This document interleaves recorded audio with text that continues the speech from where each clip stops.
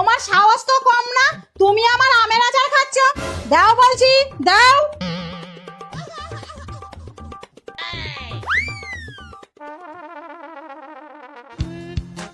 আচ্ছা দিদি, একটু আমের আচার খেলে শাশুড়ি মা এরকম করে কেন? সে অনেক বড় গল্প, পরে একদিন বলবো।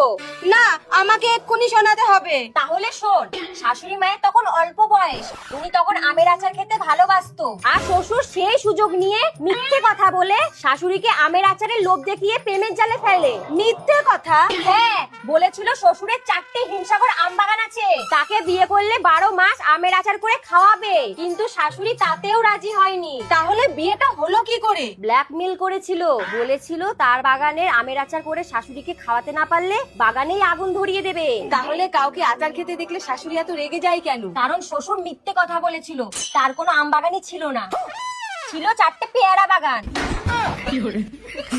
কিন্তু তখন ছিল না, এখন তো আছে। আর তোর দেওরও তো আমের আচার খাইয়েই আমার মন চুরি করেছে, আর বলেছে 12 মাস ওদের বাগানের আম দিয়ে আচার করে খাওয়াবে। তোর বড় তোকে মিথ্যে কথা বলেছে, আম বাগান এখনো নেই। তাহলে ও যে আমার জন্য আমের আচার নিয়ে যেত, শাশুড়ির বয়ম থেকে চুরি করে নিয়ে যেত।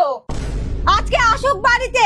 ওই পেয়ারা গাছ কেটে যদি আমি আম গাছ না লাগিয়েছি, তাহলে আমার নামও পূজা না। এখন পেয়ারা বাগানও নেই, শ্বশুর জুয়ো খেলে সব হেরে গেছে। কোথায় যাচ্ছিস? শাশুড়ি মা তখন যেটা পারেনি, আমি এখন সেটা করব। বাপের বাড়ি চলে যাব।